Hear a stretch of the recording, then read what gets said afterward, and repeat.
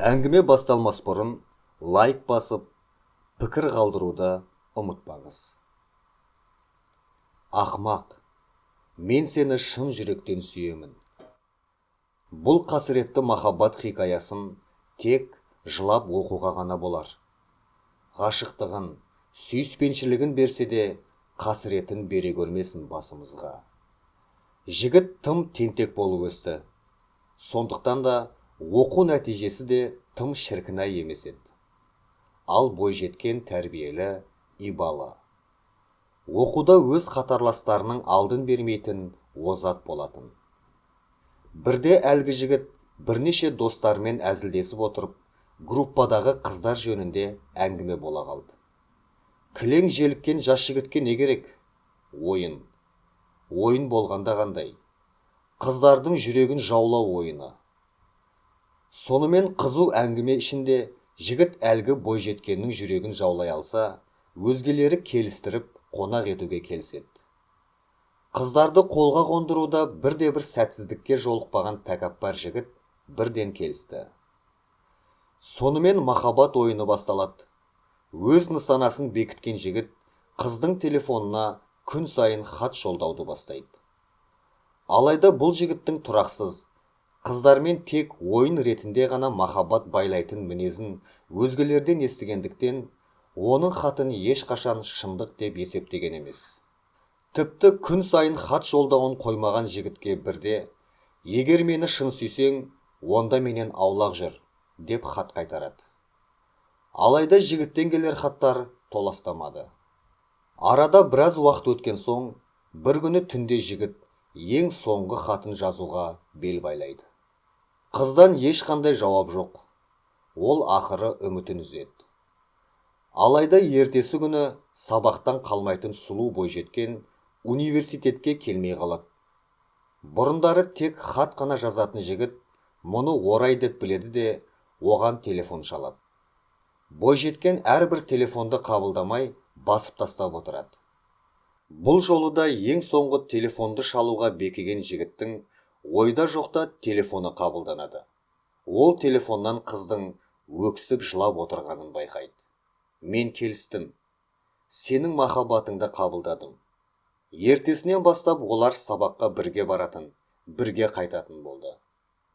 Біраз мезгілден соң жігіт өз жүрегінің шынымен ақ сол қызға байланып бара жатқанын, оны шынайы сүйіп қалғанын аңғарады. Ақылды бойжеткеннің сабаққа үлгерімі күн сайын төмендей береді. Тентекте болса, ақкөңіл жігіт мұның бәрі өзінің кесірінен екенін біліп, іштей қиналып жүреді. Жоқ, оған бәрін айтуым керек. Одан аулақ болғаным ол үшін де жақсы болар.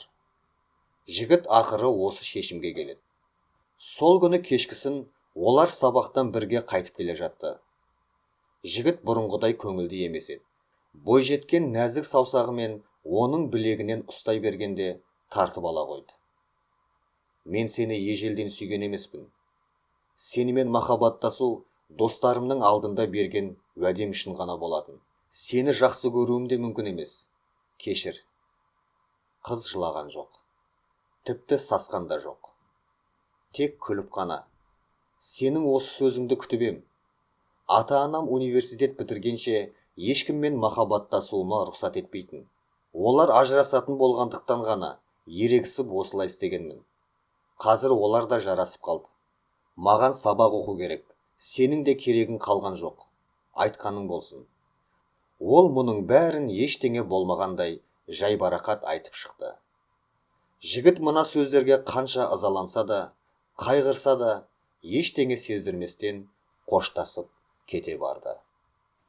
Жігіт достарының қонағасында отырып, көңіліндегі жараны сездірмеуге тырысты. Оның жалған күлкісі, астарында қайғы жатқан әзіл қалжыңы достарын сезіктендірді. Сен оны шынымен ақ сүйіп қалыпсың, деді әлде біреу қалжыңдап. Бұл мүмкін бе? Менің мына жүрегімнен орын алу кез келген қыздың маңдайына жазбаған. Ол осылай деп кеудесін қақса да, жүрегінің шаншып бара жатқанын тек өзі ғана білді. Ол бұл түні шылқа мас болды. Кез келген қыз атаулы оған сол бейнені елестетті. Бәріне жалынды, сүйетінін айтты. Оның бұл бейшара халін достарының бәрі де көрді. Ертесі сабаққа сұлу бойжеткен өзге бір жігіттің қолынан жетелеп кірді. Қанша тәкаппар болса да, оның бұл көріністі көруге дәті жетпеді. Сөйтті де бір жола безініп шыға жөнелді. Ол қайда кетіп бара жатқанын өзі де білмейтін. Тек шырылдап қоя берген телефон дауысы ғана ұйқысынан оятты. Қысқа хабарлама келіп тұр екен. Сен қайда кеттің? Саған айтар маңызды сөзім бар еді. Кездесейікші. Ол ештеңе елемегендей миығынан күліп қана қойды. Бірақ бұл күлкіде жүрек сыздатар жан жарасы бар еді. Тәкаппарлығы, асқақтығы жіберген жоқ. Сәлден соң тағы да хабарлама жетті. Онсыз да зорға төзген жалған намыс бір жола еріді. Телефонын қолына сығымдай ұстап, хат қайырды. Мені кешір, сені шексіз сүйемін. Менен айырылмашы, өтінейін. Ол осыны жазып болғанда, көкірегінен булығып шыққан өксіктің қалайша кірпігінен үзіліп түскенін сезбей қалды. Алайда қыздан ешқандай хат хабар келген жоқ.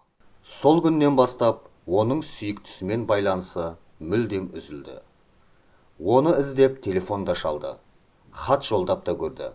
Тіпті үйіне, жатақханасына дейін іздеп барды. Ешқандай хат хабар жоқ. Бір жола ғайып болғандай. Оны іздеп қанша аласұрғанмен ешқандай хабар болған жоқ. Тек арада 3 күн өткен соң ғана бойжеткеннің құрбысы оған бір күнделік дәптер мен оның ұялы телефонын әкеліп берді. 24 наурыз күні біздің группаға бір келбетті жігіт ауысып келді. Мен өмірімде жақсы көру деген сезімнің қандай болатынын басымнан өткердім. Оны бір көргеннен ұнаттым. Бірақ өзгелерден оның бір беткей тентектігін естіген соң тіпті сәлемдесуге де бата алмадым. 1 сәуір күні ол сабаққа тым кешігіп келді. Бірақ үнемі осылай кешігіп жүретін. Ол тіпті сабақ беріп тұрған мұғалімді де көзіне ілген жоқ. Өзгелер айтса айтқандай-ақ, мінезі тым жаман екен. Жек көріп қалдым. Бірақ мен оның осы тентектігін ұнататын сияқтымын. 14 маусым күні ол маған сені сүйіп қалдым деп хат жазды.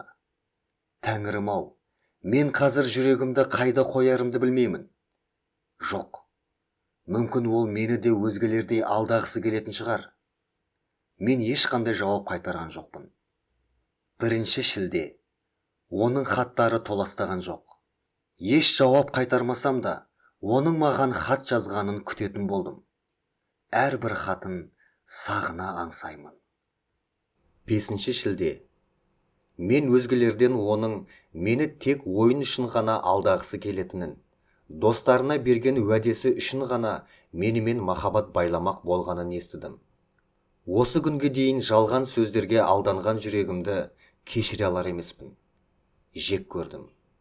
Өмірімде тұңғыш рет біреуді қатты жек көрдім. Егер мені шын сүйсең, менен аулақ жүр. 20 шілде. Оның хаттары толастар емес. Мен тіпті кімге сенерімді де білмеймін. Неге?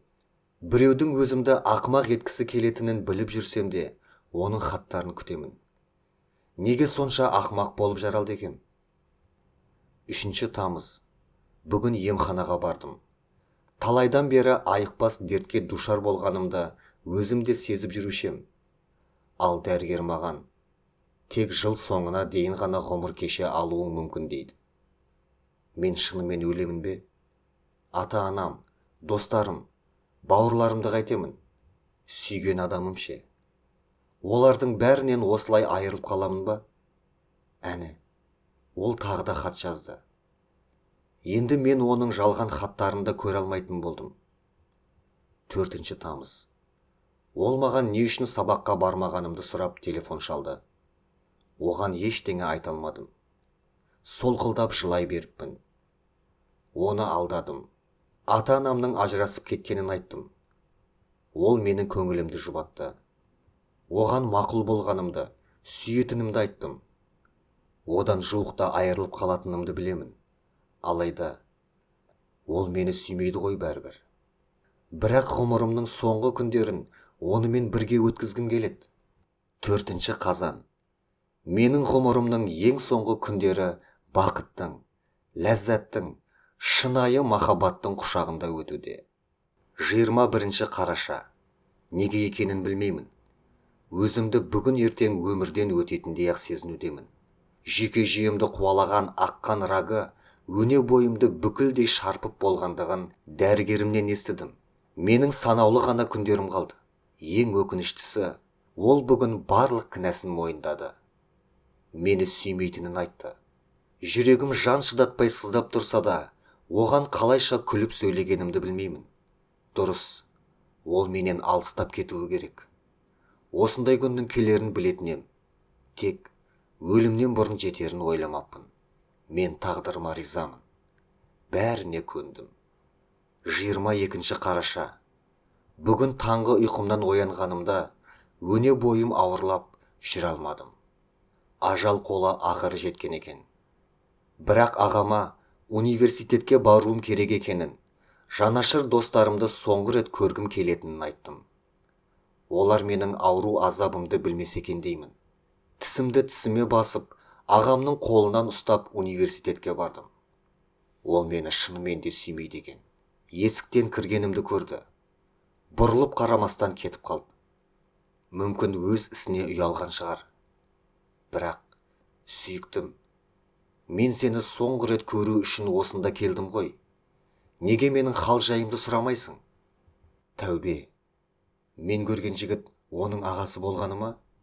Жас жігіттің омырауын өкініштің көз жасы жуып кетті. Бойжеткеннің телефонында әлі оқылмаған хабарлама тұр еді.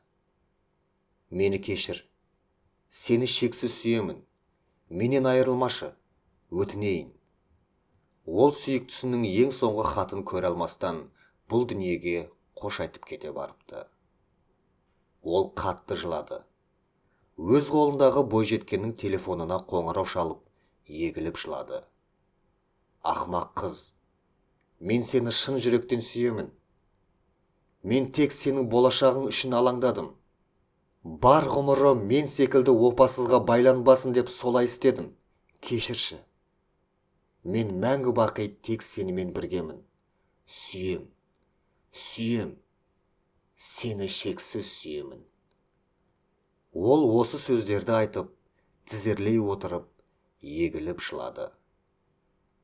Дәл сол күннен бастап, оның қайда кеткенін ешкім де білген жоқ.